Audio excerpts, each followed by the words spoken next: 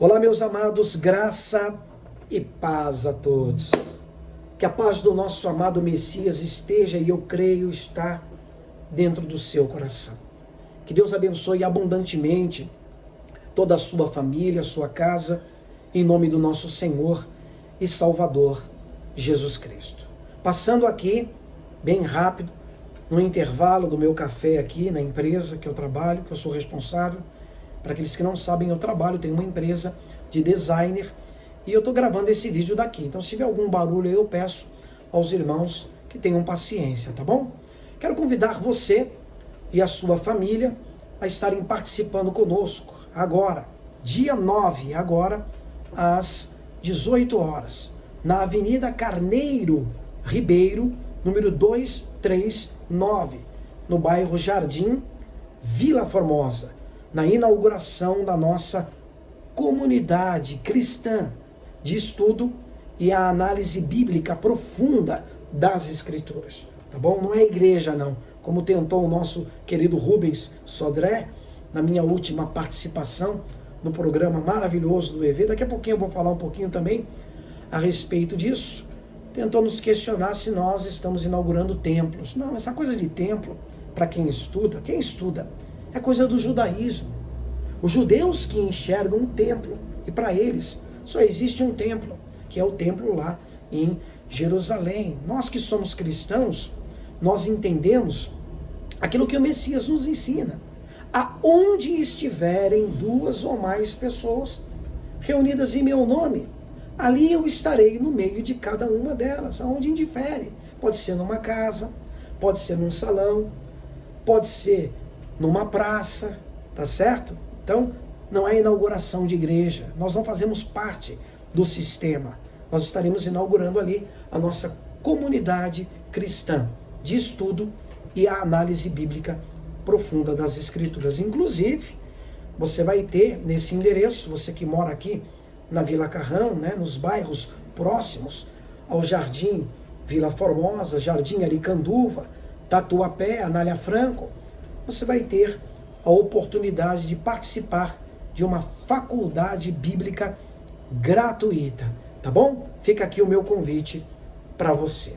Como eu disse, eu vou fazer aqui um resumo bem breve da minha última participação lá no programa do EV Sobral. Eu tenho aqui já a minha Bíblia online, gostaria que você também tivesse em mãos as Escrituras, para que você pudesse estar comparando nos textos aquilo que nós falamos. Muitas pessoas nos ouvem, às vezes porque o nosso tempo é muito curto. O tempo na televisão é curto. Na verdade, se nós tivéssemos 4, 5, 6 horas ou um dia, ainda seria pouco para nós expressarmos, falarmos das grandezas de Deus. Então tenha em mãos as Escrituras, para que você possa confirmar nas Escrituras aquilo que nós falamos. E já quero deixar aqui um abraço todo especial para o EV Sobral. Antes de fazer aqui as minhas colocações ou o resumo daquilo que nós falamos no seu programa, que Deus abençoe abundantemente a tua vida, viu, EV? E todas as pessoas do seu programa fazem parte dessa programação, que sempre nos tem dado a oportunidade de falar do amor, da graça e da grandeza de Deus. Não somente a mim, tá? Mas a todos os líderes religiosos, né? As pessoas que fazem parte de uma denominação, ou as pessoas que pregam, né? Você sempre tem dado a oportunidade dessas pessoas estarem aí e expondo os seus pensamentos para que sejam analisados por todos. Que Deus abençoe abundantemente a sua vida, tá bom? Na minha última participação no programa do EV Sobral, eu estava ali debatendo com o nosso querido, que eu amo muito, tenho um respeito muito especial por ele, nosso querido pensador Rubens Sodré, inclusive já foi pastor evangélico. E na minha colocação do texto que foi colocado por ele mesmo, inclusive nós vamos colocar aqui, preste atenção no que foi falado para que nós possamos fazer aqui um resumo de tudo isso que foi falado. Vê aí. Agora, Satã representa o mal, ok? Ou não? Satã é o próprio mal, é Ra-Satã, Satanás, na origem Ok. da palavra. É o Então- Satanás mesmo, aquele que é adversário da nossa alma. Bem entendido, não de Deus. Isso. O Satanás só virou adversário de Deus depois da Babilônia, com o zoroastrismo. Antes do zoroastrismo, Satanás era tipo o encarregado, o empregado de Deus. Quando Acabe ia para a guerra com Josafá, ele trocou de roupa com Josafá, então os profetas dele diziam, tá certo? Que ele ia lá, que ele ia ganhar na guerra. Mas aí apresentou-se perante o pai, quando o pai falou, e agora? Quem enviarei para que seja língua mentirosa na boca de Acabe, para que ele caia e morra em rebote de Gileade? Aí o Satanás se apresentou a Deus e disse, eu sairei e serei língua mentirosa na boca de Acabe. Quando Davi ficava lá com Saul possesso, Davi tocava e o demônio saía. Está escrito que Deus mandou da parte dele o demônio para atormentar Saul. Então você vê sempre o Criador do céu e da terra, aí o Richard vai discordar, e o problema é dele, mas mandando Satanás fazer isso e Satanás obedecendo. Quando ele levou o Messias no alto, ele não empurrou o Messias lá de cima, ele falou, se você é filho de Deus, atira tudo aqui de cima. Se você é filho de Deus, diz essa pedra, transforma-te em pão e sacia a tua fome. Ele sempre foi o tentador, ele tenta a gente. Mas ele não é vamos dizer assim, um ser adversário de Deus. Só depois da Babilônia que ele tomou essa característica. Quer ver? Pode ler o Velho Testamento que você não vê Satanás como inimigo de Deus. Rubens Sodré, as perguntas que eu vou deixar no ar. Afinal de contas, ele era o anjo bom e Jesus tirou ele, não responde totalmente. Você está balançando a cabeça, eu estou achando que você realmente não concorda com isso. E essa história veio da onde, então? Muito bem, tá vendo? Na visão do nosso querido Rubens, a visão dele, eu vou tentar fazer aqui um resumo de tudo que ele falou. Ele acredita que o Criador dos céus e da terra, que o Criador de todas as coisas boas, né, que existem neste mundo, na visão dele, é o mesmo Criador do mal e das trevas, que criou o diabo, que o diabo é criação do Criador, que na visão dele é o próprio Deus Pai, que o Messias veio revelar, e o Pai de Jesus, o Criador, na visão dele, criou o diabo, criou o mal, para se utilizar do mal. Porque o mal, o diabo, era empregado de Deus. Isso é o maior absurdo que eu já ouvi na minha vida, né? A palavra de Deus, ela diz que concordância existe entre Cristo e o maligno, né? Que comunhão há entre a luz e as trevas, pelo menos é o que está escrito lá no Novo Testamento. Tiago capítulo 1, verso 17, diz que toda boa dádiva, tudo que é perfeito vem do alto, descendo do Pai das luzes. Nele não há sombra, não há mudança, não há variação. O próprio Messias disse, eu citei isso. O príncipe deste mundo nada tem de mim. Então não tem comunhão. Mas, na visão do nosso querido Rubens, e eu respeito, só estou aqui fazendo um comentário, o Criador criou o diabo.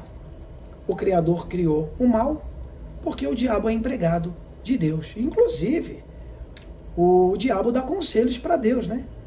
O diabo dá conselhos para o Criador, como todos os anjos também dão conselhos, na visão do Rubens, para o Criador. Porque se nós vamos levar esse texto ao pé da letra, se nós temos que levar ao pé da letra, o texto diz o seguinte, preste atenção, 1 Reis, eu vou abrir aqui minha Bíblia, capítulo 22, verso de número 18. A história aqui, ela é a seguinte, são dois reis, Josafá e Acabe. Josafá era um bom rei, era um rei que tinha zelo sem entendimento. Acabe era um rei ruim, perverso, tinha uma mulher perversa, má, Jezabel. E se levantou contra eles, aquela região, um exército numeroso.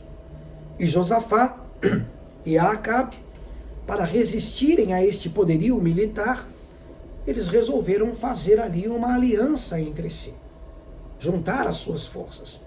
E naquela época, rei nenhum, sacerdote nenhum, ninguém, né, do povo de Israel saía para as guerras, para as batalhas, sem antes consultarem o Senhor dos Exércitos.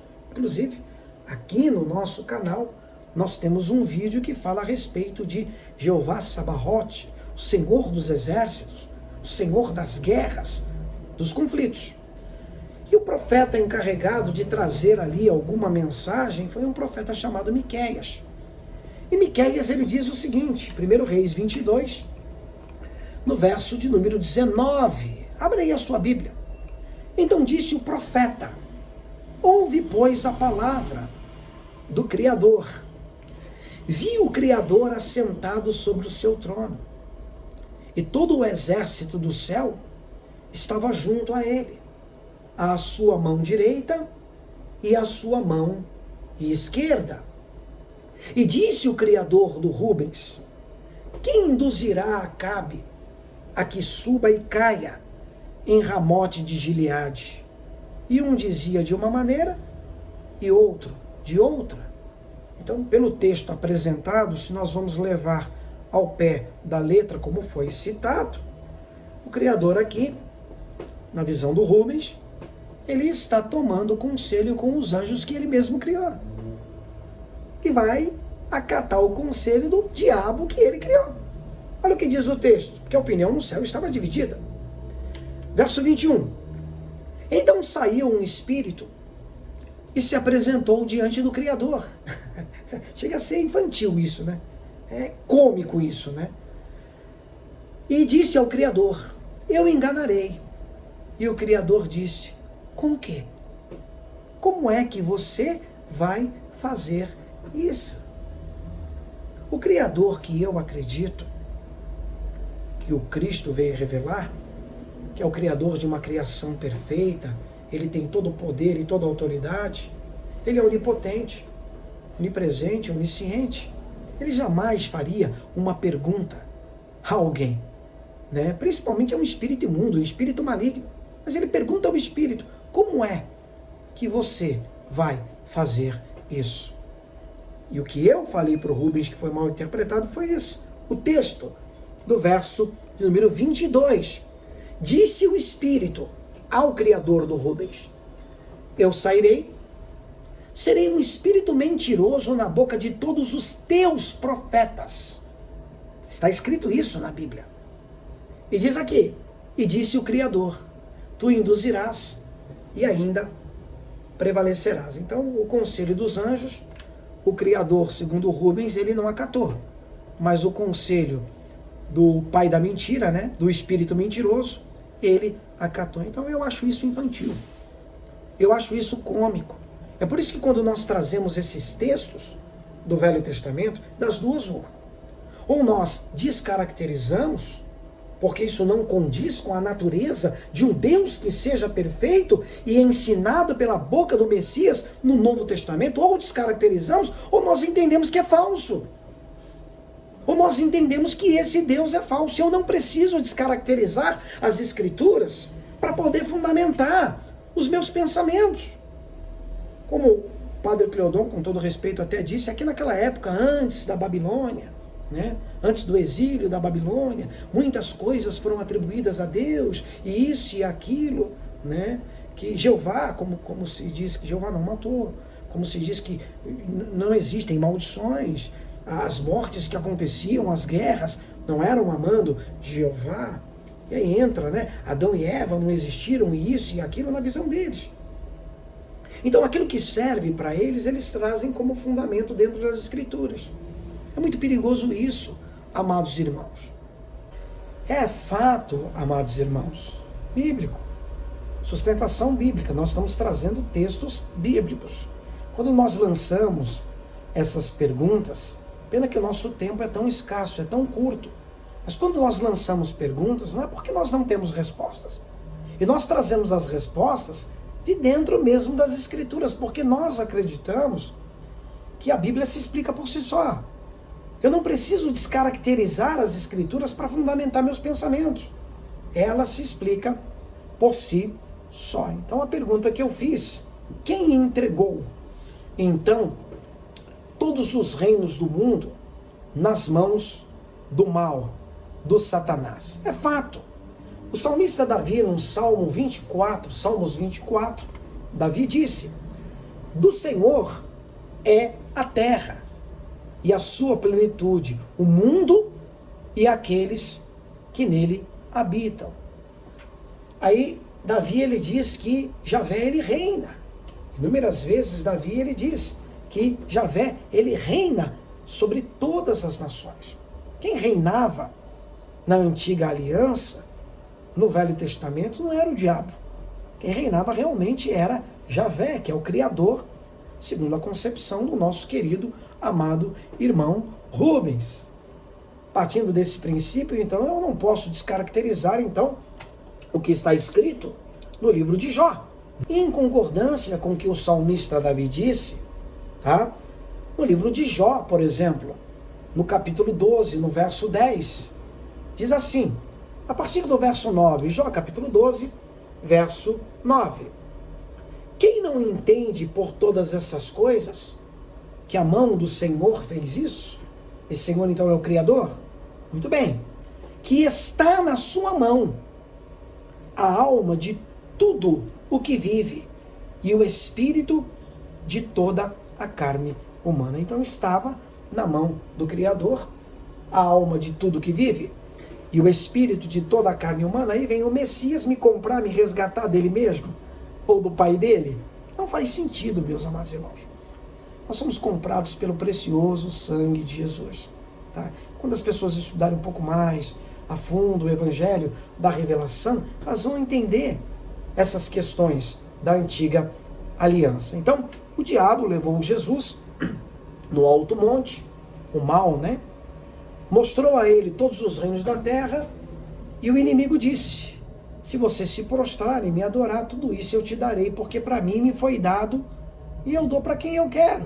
Quem deu para o diabo? Será que eu preciso descaracterizar as Escrituras?